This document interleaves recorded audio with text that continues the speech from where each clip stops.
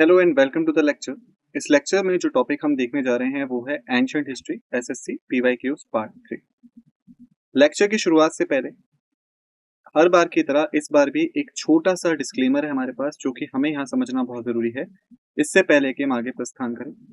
Disclaimer कुछ इस प्रकार से है।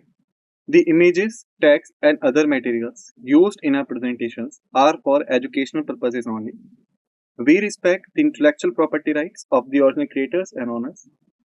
If you are the owner and have any concerns or issues, please contact us at sathi@iitk.ac.in and we shall remove the same. पहला प्रश्न है कि डैश एक प्राचीन भारतीय ट्रीटाइस है स्टेट क्राफ्ट पे, इकोनॉमिक पॉलिसी पे और मिलिट्री स्ट्रेटेजी पे, जो कि संस्कृत में लिखी गई। कौटिल्य को इसका राइटर माना जाता है। इस किताब का नाम क्या है? विकल्प है ऋग्वेद, अर्थशास्त्र, चाणक्य संहिता, पुराण। सही उत्तर देने हेतु आप सभी के पास 10 सेकंड का समय है। समय शुरू होता है अब।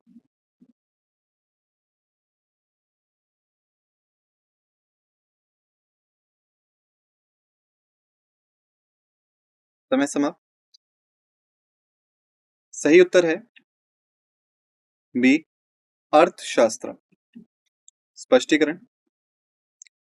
अर्थशास्त्र एक एक्सीलेंट ट्रीटीज है स्टेट क्राफ्ट पे, इकोनॉमिक पॉलिसी पे और मिलिट्री स्ट्रेटेजी पे। इसे कौटिल्य द्वारा लिखा गया था, जिन्हें चाणक्य या विष्णुगुप्त के नाम से भी जाना जाता है। ये प्रधानमंत्री थे भारत के सबसे पहले महान शासक चंद्रगुप्त मौर्य के। अगला प्रश्न है निम्नलिखित में से किस राज्य में भीमबेटका की जो गुफाएं हैं वो पाई जाती हैं, जो कि प्री हिस्टोरिक रॉक पेंटिंग्स के लिए मशहूर। विकल्प है मध्य प्रदेश, महाराष्ट्र, उत्तर प्रदेश या बिहार। सही उत्तर देने के लिए आप सभी के पास 10 सेकंड का समय है। समय शुरू होता है अब।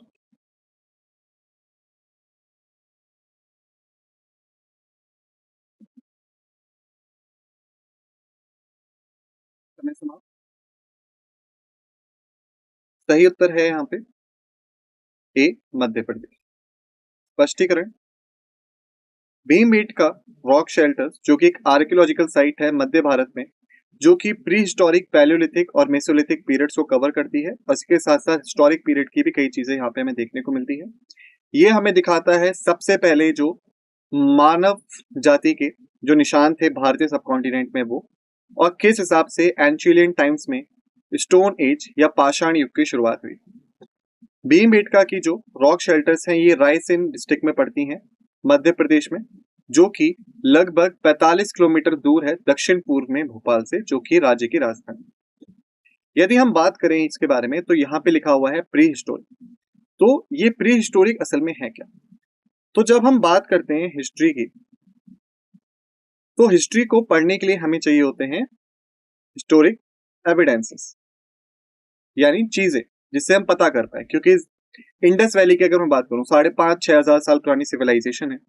जाहिर है कि कोई भी व्यक्ति जो आज के समय इंडस वैली के बारे में आपको बता सकता है, चाहे वो मैं ही क्यों ना हूं, वो उस समय पैदा नहीं हुआ हो। तो ऐसे में हमें इंडस वैली के बारे में पता चलता है आर्कियोलॉजिकल साइट से, जो हमें चीजें मिलती हैं उनके बारे में पढ़ के, ये चीजें। तो हिस्ट्री एविडेंसेस को हम 3 हिस्सों में बांट देते हैं और ये 3 हिस्से होते हैं हमारे।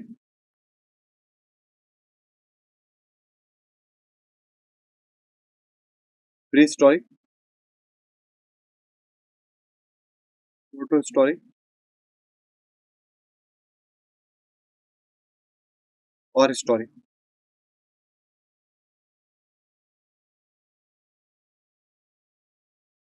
प्री हिस्टोरिक की अगर हम बात करें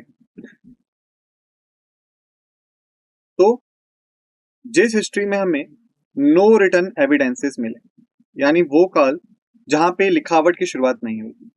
तो जब हम बात करते हैं प्री हिस्टोरिक रॉक पेंटिंग्स के बारे में, तो इंसान कैसे रहते थे, कैसे अपना जीवन यापन चलाते थे, इसके बारे में हमारे पास कोई भी लिखित प्रमाण नहीं, बल्कि जो चित्र बनाए गए भीमबेटका गुफाओं में, जैसे कि इंसानों का एक ग्रुप दिखा दिया गया उस चित्र में, या इंसान किसी चीज का शिकार कर रहे हैं वो दिखा दिया गया, वो यहाँ पे होते।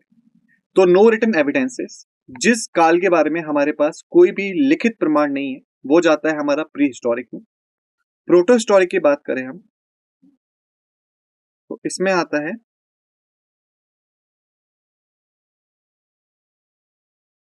रिटन एविडेंसेस बट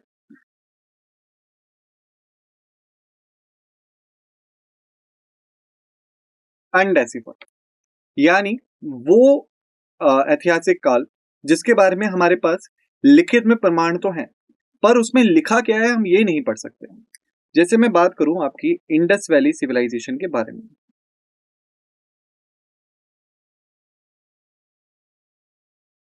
तो जो इंडस वैली सिविलाइजेशन है, इनके पास अपनी खुद की एक लिखावट थी, खुद की स्क्रिप्ट थी। तो जब भी हम इंडस वैली में कोई भी आर्कियोलॉजिकल ऑपरेशन करते हैं, तो हमें रिटन एविडेंसेस तो मिलते हैं, वो स्क्रिप्ट तो मिलती है, लेकिन उस स्क्रिप्ट में लिखा क्या है ये हम आज तक नहीं समझ पाए। क्यों? क्योंकि उस स्क्रिप्ट में केवल 400 साइनों का ही इस्तेमाल किया गया। अब इन साइन का मतलब क्या था वो किसी को समझ में नहीं आता। तो वो काल जिसके बारे में रिटन एविडेंसेस तो है लेकिन हम पढ़ नहीं सकते, वो जाता है प्रोटो हिस्टोरिक में। हिस्टोरिक में क्या आता है फिर?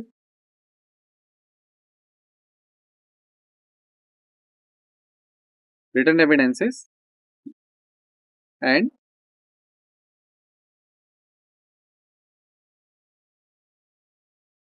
डेसिफर, यानी वो काल जिसके बारे में हमारे पास लिखित प्रमाण तो है और हम उसे पढ़ भी सकते हैं कि उसमें लिखा क्या है, क्या चीजें हैं, क्या नहीं। जैसे कि आपकी मॉडर्न हिस्ट्री हो गई, दिल्ली सल्तनत हो गई, मुगल पीरियड हो गया, इंडस वैली के बाद वैदिक सिविलाइजेशन आती है वो हो गया, मौर्यन एम्पायर हो गया, कोई भी। तो जो भीमबेटका केव है वो प्री हिस्टोरिक से बिलोंग करती हैं, यानी वो काल जिसके बारे में हमारे पास कोई भी लिखित प्रमाण नहीं है। साथ के साथ जो हिस्टोरिक पीरियड है, यानी जब हमारे पास लिखित प्रमाण है और हम उसे पढ़ भी सकते हैं, वो काल भी हमें यहाँ पे देखने को मिलता है। यानी ये दोनों काल हमें यहाँ देखने को मिल जाते हैं, प्री हिस्टोरिक पैलियोलिथिक और हिस्टोरिक पीरियड। आगे बढ़ते हैं। अगला प्रश्न है, वैदिक रिलीजन को हम निम्नलिखित में से किस और नाम से भी जानते हैं? विकल्प है बुद्धिज्म, ब्राह्मणिज्म, जैनिज्म या फिर हेडोनिज्म। सही उत्तर देने के लिए आप सभी के पास 10 सेकंड का समय है। समय शुरू होता है अब।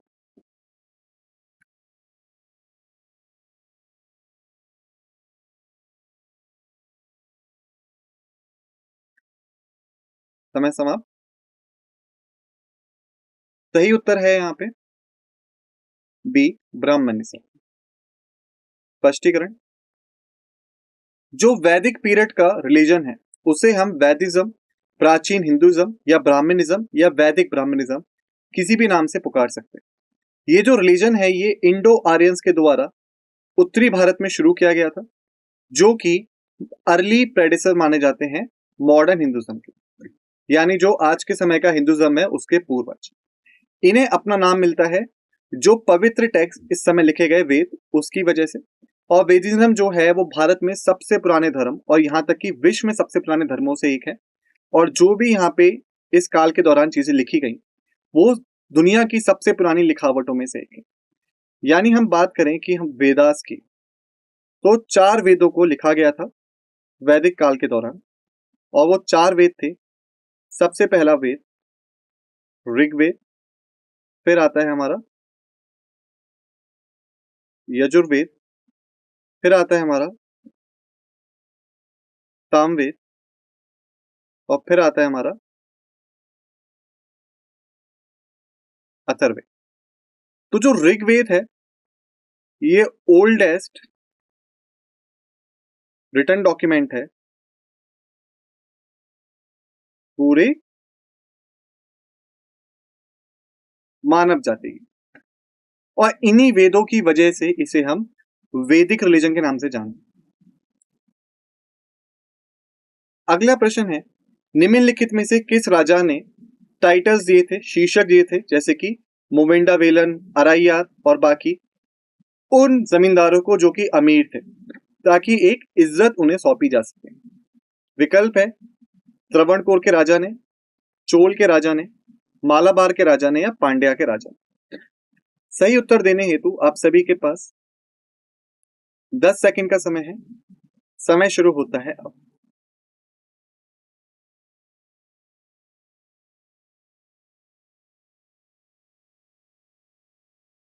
समय समाप्त। सही उत्तर है यहाँ पे बी, चोल किंग। स्पष्टीकरण, जो चोल राजा थे उन्होंने कई सारे शीर्षक दिए, जैसे कि मोवेंडा वेलन, यानी कि वो किसान जो कि 3 राजाओं को सर्व कर रहे हैं। अराइयार यानी कि चीफ हो गए उन बड़े और अमीर जमींदारों को जो कि राज्य में इज्जत उन्हें मिलनी चाहिए थी उसके लिए। जो ब्राह्मण से उन्हें भी कई सारी जमीनें दान की गई, जैसे कि ब्रह्मदया, और जिसकी वजह से बहुत सारे ब्राह्मण जो थे वो कावेरी वैली में शिफ्ट होने शुरू हो गए, और कावेरी वैली जो थी वो हिस्सा थी उस समय चोल किंगडम का। तो बड़े और अमीर जमींदारों को इज्जत देने के लिए ऐसे टाइटल्स दिए जाते थे चोला राजा द्वारा। और वहीं पे जो ब्राह्मणों को जमीन दान की जाती थी उस जमीन का नाम क्या था? ब्रह्मणा दया। अगला प्रश्न है, निम्नलिखित में से किस साल में सांची का जो स्तूप था वो ढूंढा गया लगभग 600 साल गुप्त होने के बाद?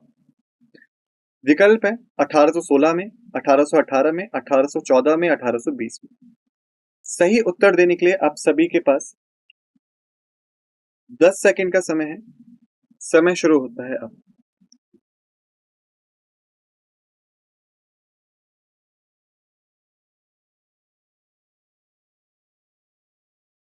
समय समाप्त। सही उत्तर है यहाँ पे बी, 1880।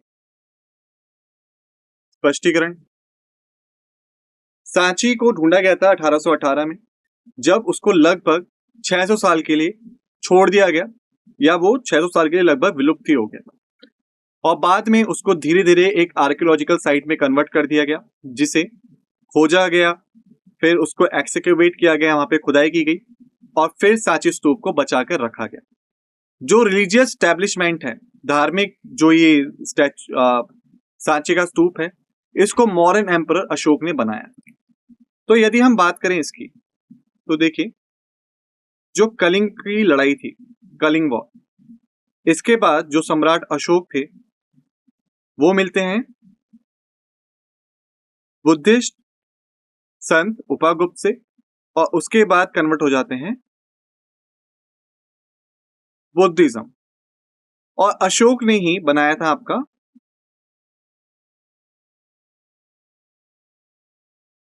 सांची स्तूप। ठीक। मौर्यंस के बाद जो मौर्यंस के आखिरी राजा थे बृहद, जिनको मारा किसने?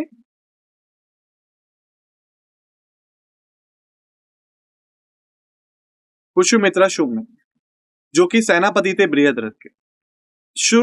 पुष्यमित्र शुंग बृहद्रथ को मारने के बाद सत्ता हासिल करते हैं, और यहां से वो दोबारा से जो ब्राह्मणिकल किंगडम था उसकी शुरुआत कर देते हैं।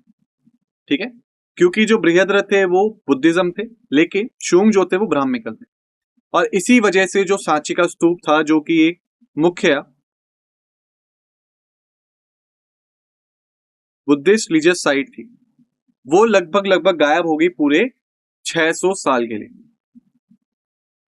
बाद में अंग्रेजों ने 1818 में इसको खोजा, और फिर इसको कंजर्व करने का कार्य भी किया। अगला प्रश्न है, जो फेमस गुप्त काल का मंदिर है दश अवतार मंदिर, जिसको सबसे पहले पंचायतन मंदिरों में से माना जाता है, जो कि उत्तरी भारत में बनाए गए थे, वो कहां पर है? विकल्प है तिगावा में, देवगढ़ में, नाचना कुथारा में, या भिट्टार गांव में। सही उत्तर देने के लिए आप सभी के पास 10 सेकंड का समय है, और समय शुरू होता है अब।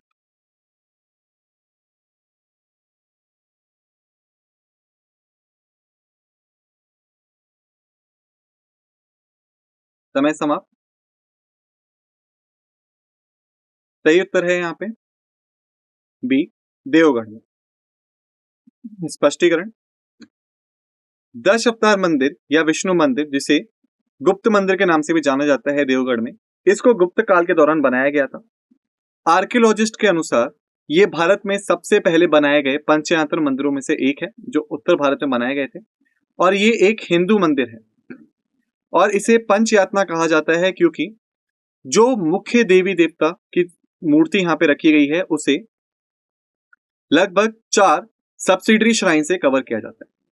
जैसे मान लीजिए अगर ये मुख्य मूर्ति है तो इसके आसपास चारों दिशाओं में सब्सिडरी श्राइन्स बनाए जाएंगे, तो इनको हम कहते हैं पंच यातना, यानी 1 2 3 4 और 5।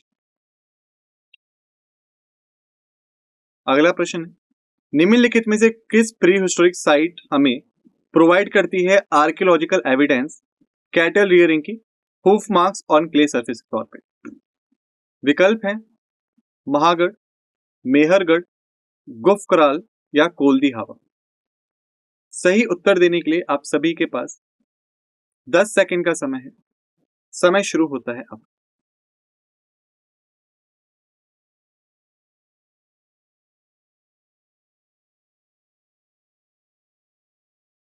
समय समाप्त। सही उत्तर है यहाँ पे ए महागरा।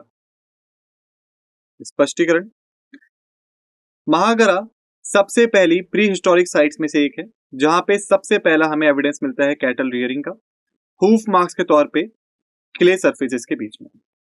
तो देखिए यदि हम बात करें कैटल रियरिंग के बारे में, तो जो आपका नियोलिथिक टाइम पीरियड था, यानी कि जिसे हम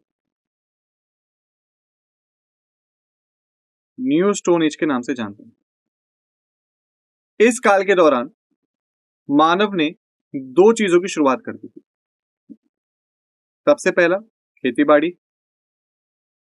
एग्रीकल्चर का, और दूसरा एनिमल हस्बेंड्री का। ठीक है, तो जो न्यूलिथिक है ये हमारा प्री हिस्टोरिक टाइम में कंसीव्ड होता है, यानी हमारे पास न्यूलिथिक के बारे में कोई भी लिखित प्रमाण नहीं है, बल्कि जो आर्कियोलॉजिकल एविडेंसेस हैं वही। अगला प्रश्न है, अगर हम एडमिनिस्ट्रेशन के संदर्भ में बात करें तो किस गुप्त रूलर के दौरान जो भक्ति टैक्स था वो आता है, या भक्ति का मतलब क्या था? विकल्प है कैपिटल पनिशमेंट, एक जासूस, एक राज्य या एक गांव। सही उत्तर देने के लिए आप सभी के पास 10 सेकंड का समय है। समय शुरू होता है अब।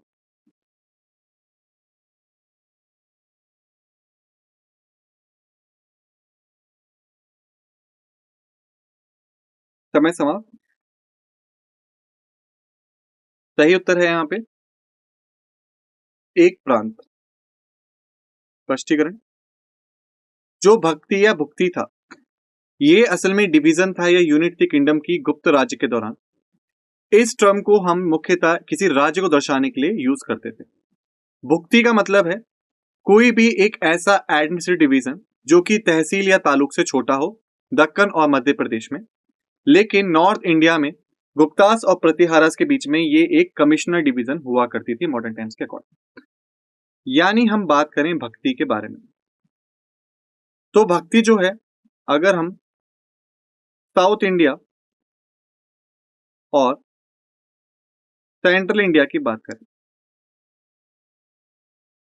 यानी साउथ इंडिया और सेंट्रल इंडिया की बात करें, दक्कन और मध्य प्रदेश की, तो उस समय जो भुक्ति था या भक्ति प्रोविंस था ये असल में क्या होता था, एक छोटी सी तहसील या तालुक हुआ करती थी। वहीं पे अगर हम बात करें नॉर्थ इंडिया की, तो ये एक पूरा प्रोविंस हुआ करता था। तो जो गुप्त रूलर्स थे जो मुख्यतः नॉर्थ में ही कंसंट्रेटेड थे, उत्तर भारत में ही कंसंट्रेटेड थे, तो वो भुक्ति का जब यूज करते थे तो भक्ति मतलब क्या था, प्रोविंस। ठीक है, और वहीं पे अगर हम साउथ में भुक्ति का मतलब बात करें तो भुक्ति क्या है, एक तहसील और एक तालुक। अगला प्रश्न है, निम्नलिखित में से किस मैच्योर फेस हड़प्पन साइट में, जो हड़प्पन साइट है वो राजस्थान में पड़ती है? विकल्प है नागेश्वर, मांडा, कालीबंगन या चनहुदार। सही उत्तर देने के लिए आप सभी के पास 10 सेकंड का समय है। समय शुरू होता है अब।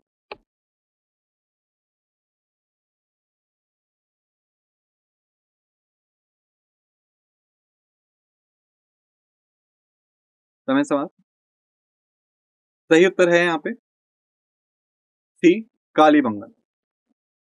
स्पष्टीकरण, कालीबंगन एक प्राचीन इंडस वैली सिविलाइजेशन की साइट है जो कि नॉर्थ राजस्थान स्टेट में पड़ती है, उत्तर पश्चिम भारत में। इस साइट में पीढ़ी हड़प्पन और हड़प्पन दोनों के ही अवशेष मिलते हैं, यानी जो ट्रांजिशन था पीढ़ी हड़प्पन से हड़प्पन के बीच में, वो पूरा हमें यहाँ देखने को मिलता है। और कालीबंगन का जो लिटरली मतलब है वो क्या है?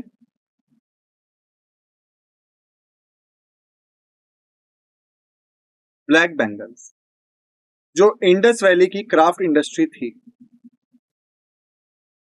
कालीबंगन उसका एक मुख्य सोर्स हुआ करता था, एक मुख्य स्रोत हुआ करता था।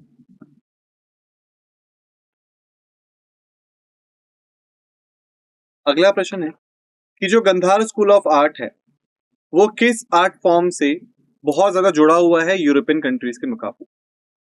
विकल्प है इटली से, ग्रीस से, हंगरी से या बेल्जियम से।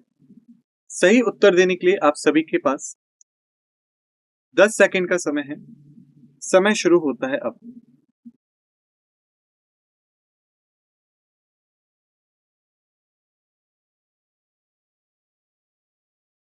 समय समाप्त। सही उत्तर है यहाँ पे बी, ग्रीस। स्पष्टीकरण, जो स्टाइल है वो बहुत ज्यादा इन्फ्लुएंस था एंशियंट ग्रीस और रोम आर्ट से, लेकिन साथ ही साथ जो इंडियन ट्रेडिशंस थे वो भी हमें देखने को मिलते हैं। गंधार स्क्रप्चर्स जो है इसी वजह से वेस्टर्न आर्ट और ईस्टर्न आर्ट दोनों का ही हिस्सा है, क्योंकि ग्रीस और रोमन वेस्टर्न आर्ट दिखाते हैं, वहीं पे जो इंडियन है वो ईस्टर्न आर्ट दिखाता है। गंधार रीजन ने कई सारे कल्चरल इन्फ्लुएंसेस को वक्त के साथ साथ देखा, क्योंकि ये कुशान्स के अंडर भी था, इंडो बैक्टीरियंस के अंडर भी था, मौर्यंस के अंडर भी था, इसके बाद ये मुगल्स के अंडर भी रहा और फिर अंग्रेजों के अंडर भी काफी समय तक रहा। तो ऐसे कई सारे ट्रांजिशंस की वजह से यहाँ पे बहुत ज्यादा हमें कल्चरल इन्फ्लुएंस देखने को मिलता है। अगला प्रश्न है, किस तरह के मेगालिथ ग्रेव मेमोरियल पे स्टोन पीसीस को सर्कुलर शेप में कबर के आसपास रखा जाता था? विकल्प है cairn circle, dolmen, rock cut cave या मैनी। सही उत्तर देने हेतु 10 सेकंड का समय है। समय शुरू होता है अब।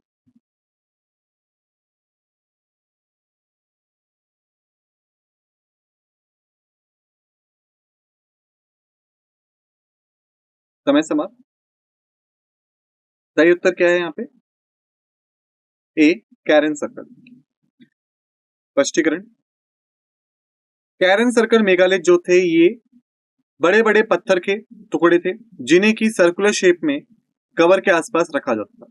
जैसे मान लीजिए अगर ये कबर है तो इसके आसपास सर्कुलर शेप में ऐसे बड़े बड़े पत्थरों को रखा जाता था और इसी को हम कहते हैं क्या? Karen circle.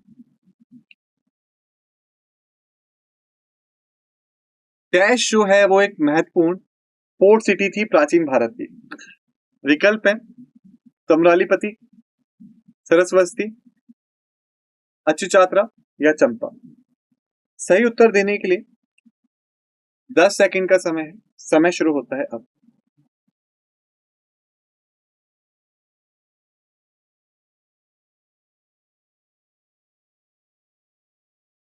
समय समाप्त। सही उत्तर है यहाँ पे ए, तमरालिप्ति। स्पष्टीकरण, तमरालिप्ति एक महत्वपूर्ण पोर्ट सिटी थी प्राचीन भारत। अगला प्रश्न है, निम्नलिखित में से किस भारतीय राज्य में हड़प्पन सिटीज नहीं मिलती हैं? विकल्प हैं उत्तराखंड, गुजरात, राजस्थान या हरियाणा। सही उत्तर देने के लिए आप सभी के पास 10 सेकंड का समय है। समय शुरू होता है अब।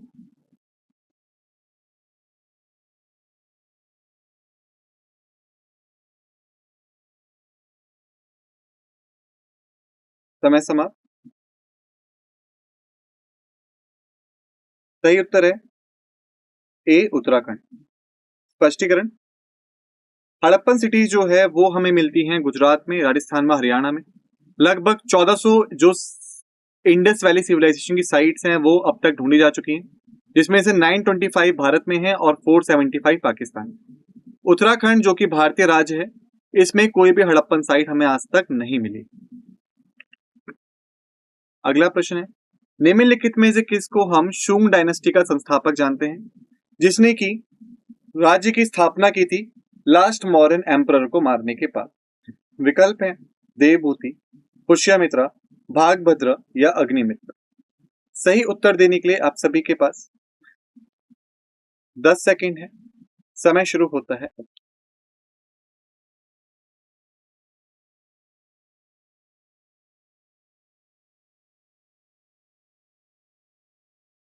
समय समाप्त।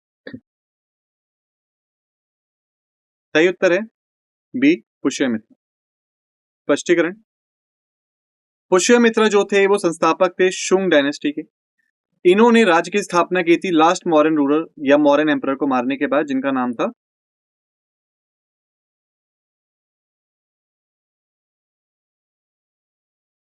बृहद्र। शुंग एम्पायर जो था प्राचीन भारत के मगध को वो पूरी तरह से कंट्रोल करता था। इसी के साथ साथ जो भारतीय उपमहाद्वीप का उत्तरी भाग है उसमें भी इन्होंने अपना राज्य स्थापित किया था 185 से 73 बीसी के बीच में। इस डायनेस्टी को शुरुआत की पुष्यमित्रा ने, जब उन्होंने मौर्यन एम्पायर को उखाड़ फेंका। अगला प्रश्न है कि किस डायरेक्टर जनरल ने एएसआई के लिए रिस्पॉन्सिबल माना जाता है, जिन्होंने एक्सकवेशन करवाए और इसी के साथ खोज की दो मुख्य इंडस वैली सिविलाइजेशन की साइट्स की 1920 के आसपास। विकल्प हैं Madho Swarup Vats, John Hubert Marshall, James Burgess या मॉर्टिमर व्हीलर। सही उत्तर देने के लिए आप सभी के पास 10 सेकंड का समय है। समय शुरू होता है अब।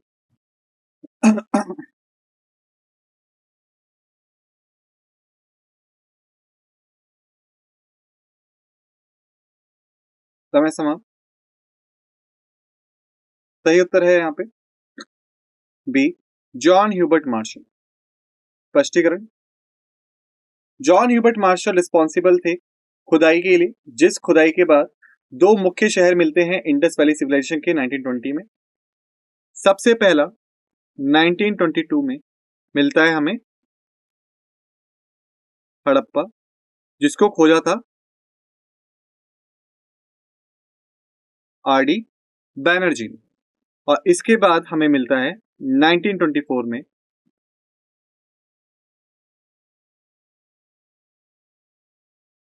मोहनजोदारो, जिसे खोजा था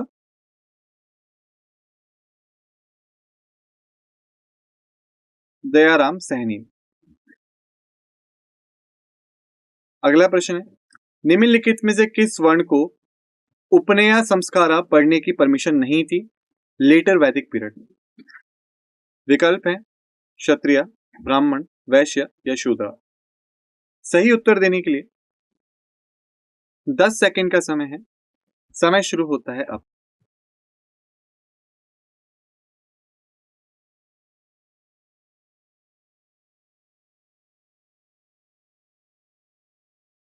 समय समाप्त। सही उत्तर है यहाँ पे डी शूद्र। स्पष्टीकरण, शूद्र जो थे उन्हें परमिशन नहीं थी कि वो उपनया संस्कारा का रिचुअल कर सके लेटर वैदिक पीरियड में। उपनया संस्कारा जो है वो रिचुअल है जिसमें कि जो बच्चा होता है वो आध्यात्मिकता स्टडीज यानी रिलीजन या फिर भगवान के बारे में पढ़ने के लिए जाता है। अगला प्रश्न है, मगस्थनी जो कि ग्रीक हिस्टोरियन और डिप्लोमेट थे, भारत में आते हैं राजदूत बनके सेलुकस निकेटर के। वो निम्नलिखित में से किस मॉडर्न एम्परर के कोर्ट में थे। विकल्प है चंद्रगुप्त मौर्य, बृहद्रथ, अशोका या संप्रति। सही उत्तर देने के लिए 10 सेकंड का समय है। समय शुरू होता है अब।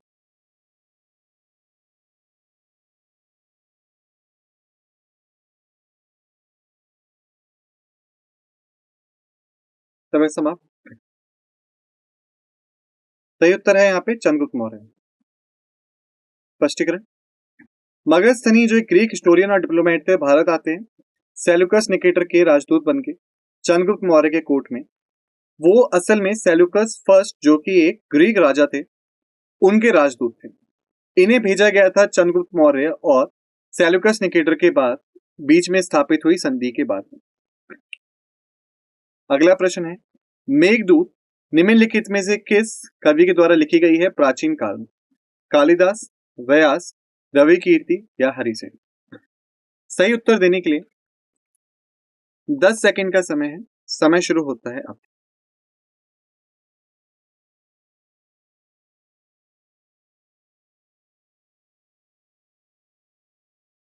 समय समाप्त। सही उत्तर है ए कालिदास। स्पष्टीकरण। मेघदूत को कालिदास ने लिखा था। कालिदास एक क्लासिकल संस्कृत ऑथर थे जिन्होंने प्राचीन काल में कई सारी कविताएं और कई सारे नाटकीय कार्यक्रम को लिखा का संस्कृत में। और ये असल में कोर्ट पोइट थे किसके?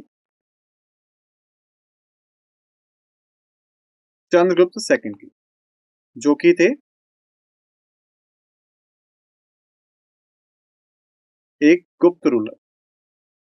अगला प्रश्न है, अशोकन इंस्क्रिप्शंस के अनुसार निम्नलिखित में से कौन सा प्रोविंशियल सेंटर नहीं था मगध एम्पायर का? विकल्प है तोसाली, उज्जैनी, तक्षशिला या इंद्रप्रस्थ। सही उत्तर देने के लिए आप सभी के पास 10 सेकंड का समय है। समय शुरू होता है अब।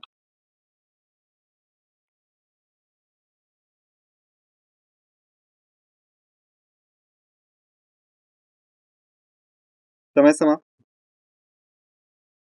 सही उत्तर है यहाँ पे डी इंद्रप्रस्थ। स्पष्टीकरण। इंद्रप्रस्थ असल में मगध स्टेट नहीं थी। इंद्रप्रस्थ एक प्राचीन शहर माना जाता है जो कि आज के समय दिल्ली के आसपास पड़ता है। तोसाली जो था वो एक महत्वपूर्ण एडमिनिस्ट्रेटिव सेंटर था मौर्यन एम्पायर का अशोकन इंस्क्रिप्शंस के अनुसार।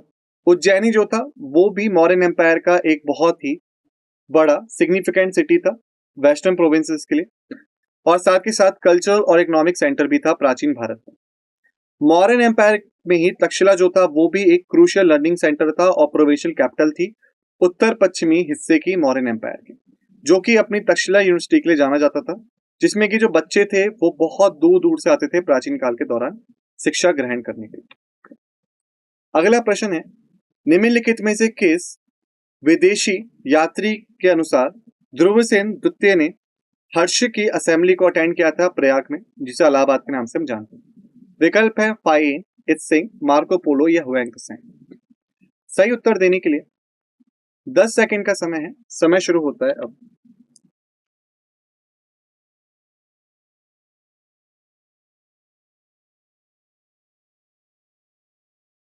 समय समाप्त।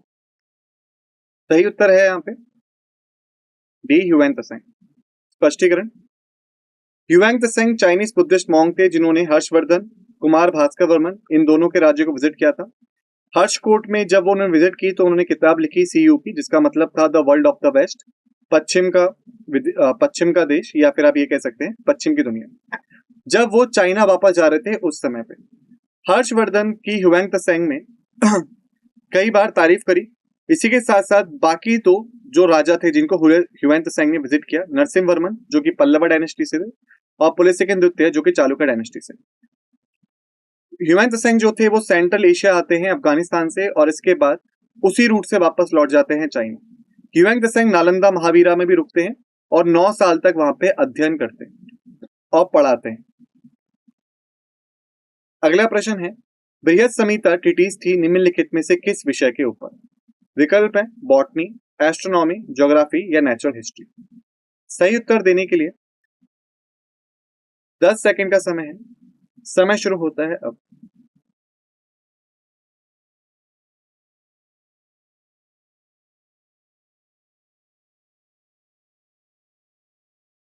समय समाप्त।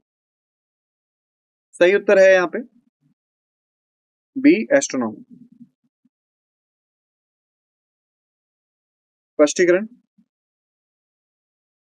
बृहत संहिता एक एग्जॉस्टिव स्टडी है architecture, temples, planetary motion, eclipses, time keeping, astrology, seasons, cloud formation, rainfall, agriculture, mathematics, gemmology, perfumes और कई सारी और थीम्स पे, और ब्राह्मीर के सबसे मुख्य कामों में से इसे एक माना जाता है। अगला प्रश्न है, दिए गए अल्टरनेटिव्स में से सही अल्टरनेटिव को चुनें ग्रेट बाथ के अनुसार, जो कि हड़प्पन सिविलाइजेशन में मिलता है। पहला है ग्रेट बाथ जो है मोहनजोदारो में मिला। दूसरा, ग्रेट बाथ जो है उसके किनारों पे ईंटों का काम किया गया था, जिसमें प्लास्टर और वाटर टाइट लेयर लगाई गई थी नेचुरल टार की। विकल्प है पहला गलत है, दूसरा भी गलत है। दूसरा विकल्प, पहला और दूसरा दोनों ही सही है। तीसरा, केवल पहला सही है। चौथा, केवल दूसरा सही है। उत्तर देने के लिए 10 सेकंड का समय है। समय शुरू होता है अब।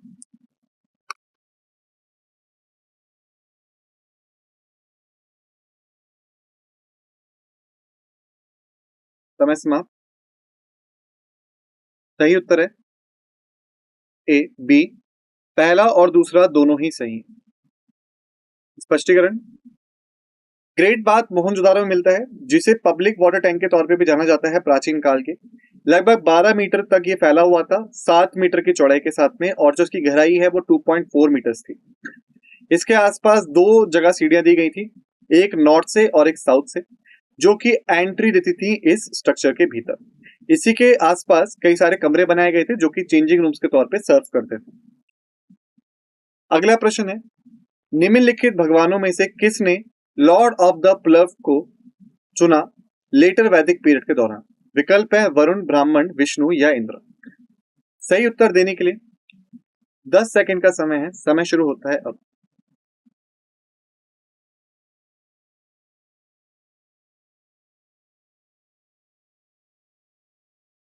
समय समाप्त। सही उत्तर है यहाँ पे डी इंद्र। स्पष्टीकरण। जो इंद्र थे उन्हें एपिटाइट मिलता है लॉर्ड ऑफ द प्लाउड का लेटर वैदिक पीरियड में, यानी जो नंबर ऑफ वेराइटीज थे प्लांट्स की या फूड की वो इंक्रीज हो जाती है। यानी बारले के सिवा जो लोग थे वो अब गेहूं, चावल, दालें, लेंटिल्स, मिलेट, शुगर केन, बाकी चीजें भी उगाने लगे थे। लेटर वैदिक एज के दौरान जो मेन प्रोफेशन था लोगों का वो खेतों की जुताई करना था, जिसमें वो कम से कम 6 से 8 बैलों का इस्तेमाल करते थे। अगला प्रश्न है, ध्रुवसेन द्वितीय निम्नलिखित में से किस डायनेस्टी से बिलोंग करते थे? विकल्प है वकाटका, विषयभूति, मैत्रका या मौकारी। सही उत्तर देने के लिए 10 सेकंड का समय है। समय शुरू होता है अब।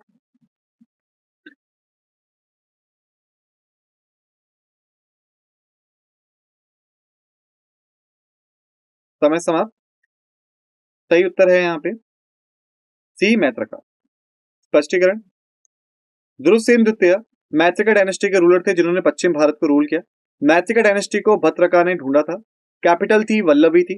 ध्रुवसेन द्वितीय ने डायनेस्टी को 627 से लेकर 641 सी के दौरान पे यूज किया था। अगला प्रश्न है, वकाटका डायनेस्टी डायरेक्टली रिलेटेड थी किस गुप्त एम्परर से? विकल्प है समुद्रगुप्त, चंद्रगुप्त फर्स्ट, श्रीगुप्त, चंद्रगुप्त द्वितीय। सही उत्तर देने के लिए 10 सेकंड का समय है। समय शुरू होता है अब।